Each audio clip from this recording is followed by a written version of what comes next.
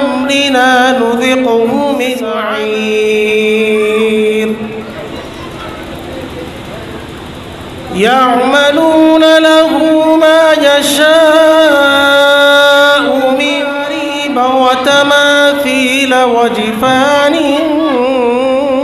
كالجواب. چاہتے ہیں تو ابھی اسی وقت سبسکرائب کیجیے. آئیے بلا کسی تمہید و تاخیر کے آج کے اس نورانی و عرفانی پروگرام کا آغاز کیے دیتے ہیں. لہٰذا آپ سب کو پتہ ہے کہ جب بھی کوئی نورانی عرفانی جلسہ، جب بھی کوئی عظیم الشان پروگرام کا آغاز ہوتا ہے، ہمارے بزرگوں کا، ہمارے بڑوں کا، ہمارے اجداد کا یہ طریقہ رہا ہے، ہمارے علماء کرام کا یہ طریقہ رہا ہے کہ وہ اپنے کسی بھی پروگرام کا جب بھی آغاز کرتے تو وہ اپنا محتم بالشان کلام سے کرتے. ہمارا محتم بالشان کلام کتاب اللہ ہے.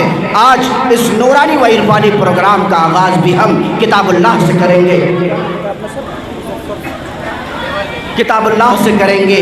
آئیے حضرات بلا کسی تمہید و تاخیر کے اس خوبصورت سے پروگرام کی آغاز کے لیے یعنی تلاوت کلام پاک کے لیے میں آپ کے اسی گاؤں کے، آپ کے علاقے کے ایک بہترین آواز کے مالک قاری خوش الحان، اپنی قرات کے ذریعے لوگوں میں ایک پہچان چھوڑنے والے قاری جناب حضرت حافظ و قاری مظفر حسین صاحب کو میں دعوت دوں گا اس شعر کے ساتھ کہ قرآن کی تلاوت سے آغاز ہو محفل کا. بیٹھ جائیں. قاری صاحب کی تلاوت سے پہلے میں آپ سب سے گزارش کروں گا کہ قرآن کی تلاوت ہونے جا رہی ہے. قرآن کی جب تلاوت ہوتی ہے تو سمندر کی مچھلیاں بھی سننے کے لیے تیار ہو جاتے ہیں اور جنگل کے اندر رہنے والے جانور بھی قرآن کی تلاوت کو سننے کے لیے تیار ہو جاتے ہیں اور بہت سنجیدگی کے ساتھ بیٹھ جاتے ہیں. یہ ثبوت دینا ہے آپ لوگوں کو کہ آپ لوگ دینی جلسے میں بیٹھے ہوئے ہیں. یہ ثبوت دینا ہے آپ لوگوں کو کہ آپ لوگ قرآن سے محبت کرنے والے ہیں، قرآن کی تلاوت سے محبت کرنے والے ہیں، قرآن کے حرف اور اس کے نکات سے محبت کرنے والے ہیں. لہٰذا میں گزارش کروں گا کہ بیٹھ جائیں. میں آپ لوگوں سے بیٹھنے کے لیے کہہ رہا ہوں، نہیں سمجھ میں آ رہا ہے اپن بھاشا میں کہوں بیٹھی جا بھیا، آپ سمجھ لیں.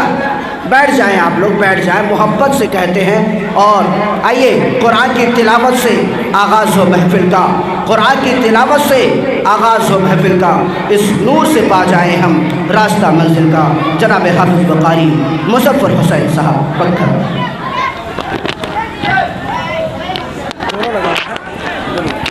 کیسے پکڑنا ہے؟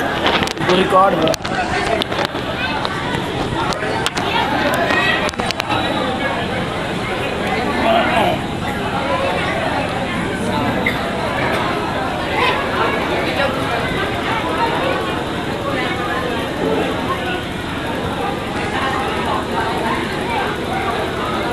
أعوذ بالله من الشيطان الرجيم.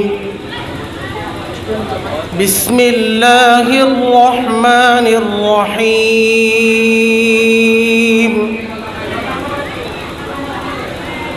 وَلَقَدْ آتَيْنَا دَاوُودَ مِنَّا فَضْلًا وَيَا جِبَالُ أَوِّبِي مَعَهُ وَالطَّيْرَ وَأَلَنَّا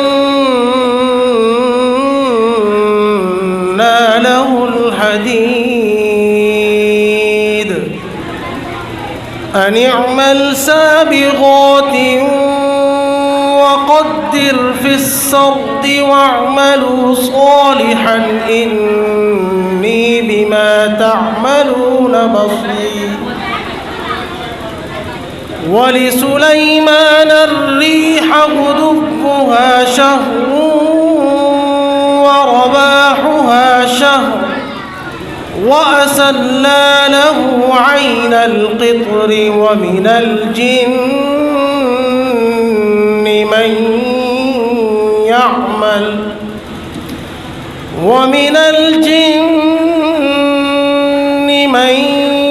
يعمل بين يديه بإذن ربه ومن يزغ منهم عن أمرنا نذقه من عذاب السعير.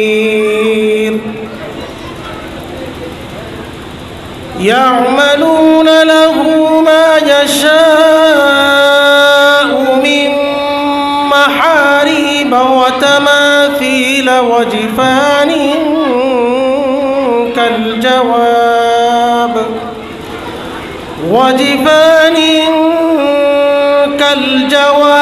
وقدور الراسيات اعملوا آل داود شكرا وقليل من عبادي الشكور فلما قضينا عليه الموت ما دلهم على موته إلا دابة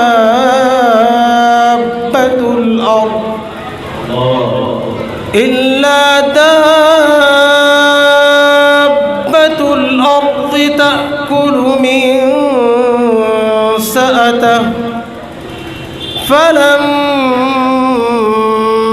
خر تبينت الجن